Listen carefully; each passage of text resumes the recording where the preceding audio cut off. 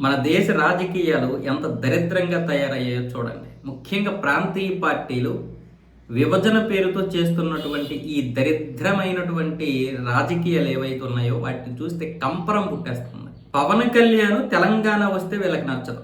అంటే తెలంగాణ రాకూడదంట. ఎందుకు తెలంగాణ రాకూడదంటే వీళ్ళ దగ్గర సమాధానం ఉండదు. కానీ రోహింగ్యాలు రావచ్చు, పాకిస్తాన్ నుండి అక్రమ వలసదారులు రావచ్చు, లేకపోతే ఉగ్రవాదులు రావచ్చు, లేకపోతే ఆఫ్ఘనిస్తాన్ నుండి అక్రమ వలసదారులు రావచ్చు, మయన్మార్ నుంచి అయినా రావచ్చు, లేకపోతే మలేషియా నుంచి అయినా రావచ్చు. కానీ ఈ దేశంలో ఉన్నటువంటి పక్క రాష్ట్రం వాళ్ళు ఇంకొక రాష్ట్రంలోకి వెళ్తే మాత్రం ఉండకూడదు, రాకూడదు. ఏ రాజకీయ నాయకుడు రాకూడదు. ఆంధ్ర నాయకులు తెలంగాణ రాకూడదు, తెలంగాణ నాయకులు ఆంధ్ర రాకూడదు. ఏం రాజకీయాలు ఇవి? శ్రీలంక నుంచి ఈరోజు కొన్ని లక్షల మంది వచ్చి బ్రతుకుతున్నారు ఈ దేశంలో. కొన్ని కోట్ల మంది రోహింగ్యాలు వచ్చి బ్రతుకుతున్నారు ఈ దేశంలో. బ్రతకడం మాత్రమే కాదు, ఈ దేశంలో దాడులు చేస్తున్నారు.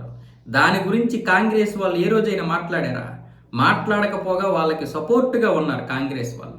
ఈరోజు పవన్ కళ్యాణ్ తెలంగాణ వస్తే మాత్రం కాదంటున్నారు. ఆయన ఏదో వాళ్ళ కార్యకర్తలతో ఆంతరంగిక కార్యక్రమం అనే ఒక చిన్న కార్యక్రమం ఏర్పాటు చేసుకుంటే ఆయన కార్యక్రమానికి అనుమతులు ఇవ్వకపోవడం ఏంటో అర్థం కాలే.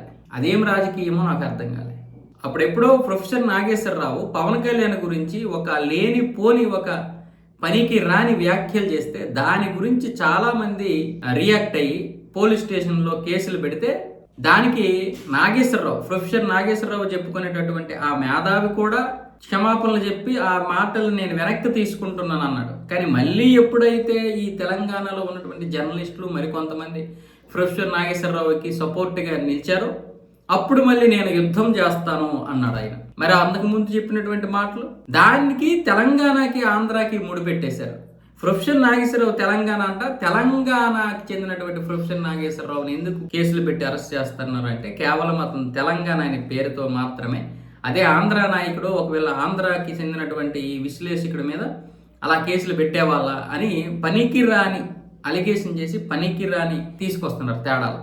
మనం వీలైతే కలపాలి కానీ విడగొట్టకూడదు. ఆల్రెడీ మనం ఆంధ్రప్రదేశ్ తెలంగాణకి విడిపోయిన తర్వాత ఎవరి రాష్ట్రం వాళ్ళదే. ఇక్కడ వారు అక్కడ ఉండొచ్చు, అక్కడ వారు ఇక్కడ ఉండొచ్చు. ఒక గుజరాత్ తోడు ఉండొచ్చు, ఒక ఉత్తరప్రదేశ్ ఉండొచ్చు, ఒక బీహార్ ఉండొచ్చు, కాశ్మీర్ నుంచి కూడా ఉండొచ్చు. కానీ పక్కనే ఉన్న ఆంధ్రప్రదేశ్కి చెందినటువంటి ప్రజలు ఉండకూడదు, నాయకులు ఉండకూడదు. మీకు ఇది ఒక పనికి మాలినటువంటి మాటలు. పైగా ఇది విభజన, మన మెదడులోకి విభజన తీసుకొస్తున్నారు. ఆల్రెడీ మనం విడిపోయిన తర్వాత ఈ మనస్తత్వాల విభజన ఏంటి?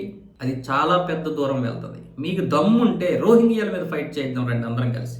వాళ్ళు ఈ దేశాన్ని నాశనం చేస్తున్నారు. తెలంగాణ వాళ్ళు ఆంధ్రప్రదేశ్ వస్తున్నా పర్వాలేదు, ఆంధ్రప్రదేశ్ వాళ్ళు తెలంగాణలో ఉన్నా పర్వాలేదు. ఒకటి పని చేసుకోవడానికి వస్తారు, లేదా పని కల్పించడానికి వస్తారు. అలాగే తెలంగాణ వాళ్ళు కూడా ఇక్కడ పని చేయడానికి వస్తారు, లేకపోతే ఏవైనా సంస్థలు పెట్టి ఉద్యోగాలు ఇవ్వడానికి వస్తారు. రెండే రెండు. అంతకుమించి దేనికి వస్తారు? చదువుకోవడానికి వచ్చినా ఏ రాష్ట్రం అయినా వేరే రాష్ట్రం వాళ్ళు వస్తే అది మనకు లాభమే కదా, ఆర్థికంగా మనకు లాభమే కదా. ఎంతమంది బయట నుండి వస్తే అంత ఎక్కువ రాబడి వస్తుంది ఏ రాష్ట్రానికైనా సరే. తద్వారా ప్రైవేట్ సంస్థలు బ్రతుకుతాయి, మిగతా ప్రభుత్వ సంస్థలు బ్రతుకుతాయి. ఇది అర్థం చేసుకోకుండా లేదనుకుంటే కేవలం వీళ్ళ స్వార్థం కోసం తెలంగాణ ఆంధ్రప్రదేశ్ అని పేరు చెప్పి రాజకీయాలు చేస్తున్నారు. ప్రజలు తగిన బుద్ధి చెప్తారు మీ అందరికి. మనం ఎవరము కూడా ప్రజలకి అతీతులం కాదు. ప్రజలు చెప్పాల్సినటువంటి తీర్పు ఎప్పుడో చెప్పేశారు. మనం 2014లోనే అయిపోయింది. ఇక రాజకీయాలు ఎవరైనా చేసుకోవచ్చు, ఎక్కడైనా చేసుకోవచ్చు. మీరు టీఆర్ఎస్ని బీఆర్ఎస్ చేయలేదా? వాళ్ళు కాంగ్రెస్ వాళ్ళు ఈరోజు అన్ని రాష్ట్రాల్లో చేయట్లేదా పోటీ? బీజేపీ వాళ్ళు చేయట్లేదా? జాతీయ పార్టీలనే కాదు, ఎవరమైనా సరే మన తెలుగులో చూసుకుంటే అక్కడ ఉన్నటువంటి బీఆర్ఎస్ కావచ్చు, లేకపోతే ఇప్పుడు కవిత పెట్టిన పార్టీ కావచ్చు, లేకపోతే కాంగ్రెస్ వాళ్ళు కావచ్చు, బీజేపీ వాళ్ళు కావచ్చు, ఎవరైనా సరే ఆంధ్రప్రదేశ్లో పోటీ చేసుకోవచ్చు. ఇక్కడ ఉన్నటువంటి పార్టీలు వైసీపీ కావచ్చు, తెలుగుదేశం కావచ్చు, లేకపోతే జనసేన కావచ్చు, కాంగ్రెస్ కావచ్చు, బీజేపీ ఎవరైనా అక్కడ పోటీ చేసుకోవచ్చు. రాజకీయంగా ఎదుర్కోలేక మనం మళ్ళీ విభజన తీసుకురావద్దు. అది ఎందుకు పనికిరానటువంటి విషయం. మన మధ్య విభేదించి మన మధ్య పనికిరాని కొట్లాటలు తీసుకొచ్చి మళ్ళీ అనాగరికం వైపు తీసుకెళ్తాయి. కాబట్టి దయచేసి రాజకీయ నాయకులకి నేను చెప్పేది ఏంటంటే ఇలాంటి విభజనవాద మాటలు మాట్లాడద్దు. ప్రజలు అన్నీ గమనిస్తున్నారు. ప్రజలు ఎప్పుడూ కూడా రోడ్ల మీదకి ఇప్పుడు రావడం లేదు. 5 సంవత్సరాలు ఒకసారి వచ్చేటటువంటి ఎన్నికల్లో వాళ్ళ యొక్క ఓటుతో చెప్తున్నారు అందరికీ సరైనటువంటి బుద్ధి. కాబట్టి ఆచితూచి వ్యవహరించి మాట్లాడండి. ఇక్కడతో ఈ విభజన ఆగిపోదు.